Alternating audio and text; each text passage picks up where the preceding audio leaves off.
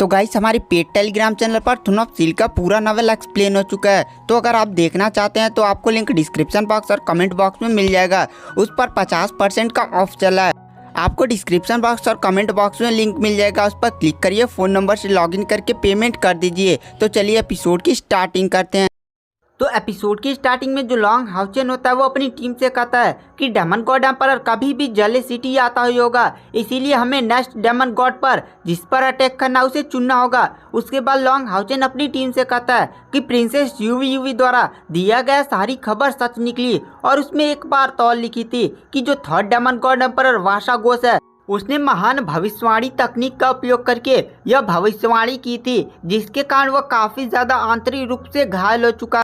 तभी से वो अंडरग्राउंड होकर अपनी पावर्स की कल्टीवेशन कर रहा है। और तुम लोग जानते हो demon god Vasagos demon god emperor का मस्तिष्क माना जाता है। वो अपनी महान भविष्यवाणी तकनीक का उपयोग करके बड़े से बड़े युद्ध को भी मोड़ सकता है। जब भी डेमन गॉड वासागोस किसी युद्ध में अपनी भविष्यवाणी तकनीक का उपयोग करता था, बड़े से बड़े वॉरियर के आने वाले मूव्स को पहले ही प्रेडिक्ट कर लेता था और वह सारी मूव्स को वह डेमन गॉड एम्परर को बता देता था, जिसके कारण डेमन गॉड एम्परर पहले ही जान जाता था कि सामने वाला बंदा कौन सा मूव्स करने वाला है, जिसके कारण वो अपनी तैयारी को पहले से ही कर लेता था। और डेमन गॉड वासागोस यह केवल डेमन गॉड एम्परर को ही नहीं बल्कि सैनिकों को भी भेज सकता था, जिसके कारण उसकी भूमिका बहुत ही हाई लेवल की थी। और वहाँ पर लॉन्ग हाउचेन कहता है लेकिन वह इस समय आंतरिक रूप से बहुत ही ज्यादा घायल है और वह अंडरग्राउंड होकर कल्टीवेशन कर रहा है। वहाँ पर जो लिलिन होता है वो लॉन्ग हाउचेन से शौक में कहता है, लॉन्ग हाउचेन तुम हमें डेमन गॉड वासागोस के बारे में क्यों बता रहे हो, हमें तो जिस डेमन पर अटैक करना है उसके बारे में बताओ ना। तो वहाँ पर लॉन्ग हाउचेन उसे ध्यान से देखता है तो लिलिन शौक में कहता है, क्या क्या तुम सच में ये बोल रहे हो, क्या तुम सच में ये प्लानिंग बना रहे हो कि थर्ड डेमन गॉड एम्परर वासागोस पर तुम अटैक करने वाले हो, क्या तुम सच में ऐसा सोच सकते हो। जानते हो ना demon god Vasagos top 3 demon god में आता है और उसकी स्पिरिचुअल एनर्जी 5 लाख से भी ऊपर है और वह एक बहुत ही बड़ा कल्टीवेटर है। अगर वह आंतरिक रूप से घायल भी हो गया लेकिन वह बहुत ही ज़्यादा मिस्टीरियस टेक्निक जानता है, जिसके कारण वह अपनी स्पिरिचुअल एनर्जी को बहुत ही ज़्यादा हद तक बढ़ा सकता है। हम उसका सामना सीधे सीधे नहीं कर सकते। और वहाँ पर लॉन्ग हाउचेन की टीम भी लॉन्ग हाउचेन के इस बात को सुनकर वो लोग भी काफ़ी ज़्यादा शौक थे, क्योंकि वो लोग कभी ऐसा सपने में भी सोच नहीं सकते थे कि वो लोग सीधे अभी लेवल 7 पर है और लॉन्ग हाउचेन लेवल 8 पर और सीधे थर्ड डेमन गॉड एम्परर वासागोस से वो लोग लड़ने जा रहे हैं। क्या वो लोग डेमन गॉड वासागोस के एक भी अटैक को सहने की क्षमता रखते हैं, क्योंकि 5 लाख स्पिरिचुअल एनर्जी एक काफ़ी बड़ी रकम होती है। यहाँ तक कि नाइट टेम्पल के हेड लॉन्ग लैटियन और मास्टर यांग आवान मिलकर भी डेमन वासागोस को घायल नहीं कर सकते थे। और वहाँ पर लॉन्ग हाउचेन में से लेडी वांग युआन कहती है, लॉन्ग हाउचेन क्या तुम सच में ये करना चाहते हो। तो लॉन्ग हाउचेन कहता है, देखो सारे लोग, तुम लोग भी नहीं सोच सकते थे ना कि हम थर्ड डेमन गॉड पर अटैक करेंगे। तो वहाँ पर सारे लोग हमें सिर हिलाते हैं। तो यह बात है डेमन गॉड एम्परर भी कैसे सोच सकता है कि हम लोग थर्ड डेमन गॉड एम्परर वासागोस पर अटैक कर उसके डेमन पिलर को नष्ट करने की प्लानिंग करें। तो वहाँ पर लॉन्ग हाउचेन की टीम कहती है, पर तुम जानते हो डेमन गॉड वासागोस कहाँ रहता है। Daemon god Vasagos daemon city की राजधानी मैदुकोर सिटी में रहता है और मैदुकोर सिटी में सेकंड डेमन गॉड और थर्ड डेमन गॉड दोनों का महल ज्यादा दूर नहीं है और उन लोगों से कुछ ही दूरी पर फर्स्ट डेमन गॉड एम्परर फैंगशू का भी महल है। लॉन्ग हाउचेन क्या तुम सच में डेमन सिटी के राजधानी में घुसपैठ करने की प्लानिंग कर रहे हो। तो वहाँ पर लॉन्ग हाउचेन कहते, देखो मेरा प्लानिंग यह है कि डेमन गॉड एम्परर अपने बहुत ही पावरफुल डेमन गॉड को लेकर ओझा सिटी के तरफ चला गया है और मैदुकोर सिटी में इस समय पावरफुल डेमन गॉड नहीं होंगे। तभी वहाँ पर कार खड़ी होती है और कहती है, long Haochen powerful demon god नहीं होंगे लेकिन वह अपने रिप्रेजेंटेटिव को छोड़कर जरूर जाते हैं। तो लॉन्ग हाउचेन कहता, हाँ मैंने इसके बारे में सोचा। पूरे मैदुकोर सिटी की रक्षा 4 डेमन गॉड मिलकर करते हैं, लेकिन वो चारों डेमन गॉड के साथ चले जा चुके हैं, जिसके कारण उन लोगों ने 3-3 4-4 अपने लेवल 9 के रिप्रेजेंटेटिव डेमन को छोड़कर गए, जिनकी स्पिरिचुअल एनर्जी लगभग 1.5 लाख के ऊपर होगी। और उनकी पूरी संख्या का अनुमान लगाया जाए तो 20 लेवल 9 के एडवांस स्टेज के कल्टीवेटर होंगे। तो वहाँ पर लॉन्ग हाउचेन की टीम शौक में कहते, क्या पर लॉन्ग हाउचेन तुम जानते कि हम लोगों की इतनी क्षमता नहीं है कि हम लोग मैदुकोर सिटी में जाएं और 20 लेवल 9 के कल्टीवेटर से फाइट करें। एक से लड़ने में इतनी ज़्यादा प्रॉब्लम होती है, वहाँ पर 20 होंगे और पता नहीं वहाँ पर कोई अगर डेमन गॉड का डेविल ड्रैगन बंधा हुआ तब हम उनके सामने कैसे लड़ेंगे।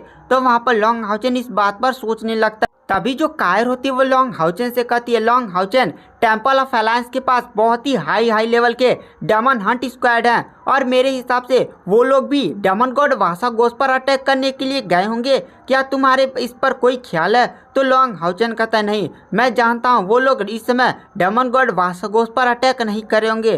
तो वहाँ पर कायर कहते हैं, क्या वो लोग ऐसा क्यों नहीं करेंगे? तुम सोच सकते हो तो वो लोग क्यों नहीं? तो लॉन्ग हाउचेन कहता है, देखो उन सभी डेमन हंट स्क्वाड के पास ऐसी कोई काबिलियत नहीं है कि वो लोग डेमन पिलर को नष्ट कर सके, लेकिन हमारे पास वो काबिलियत है जिसके कारण वो लोग डेमन गॉड एम्परर पर नजर रख रहे होंगे। डेमन गॉड एम्परर इस समय ओझा सिटी में होगा और वो लोग ओझा सिटी में उसके चारों तरफ घूम रहे हैं। वो लोग मौका ही खोज रहे होंगे कि कब डेमन गॉड एम्परर को मारने का मौका मिले, लेकिन उन्हें आज तक नहीं मिला है। वो लोग ओझा सिटी में मेरे ख्याल से पहुंच चुके होंगे।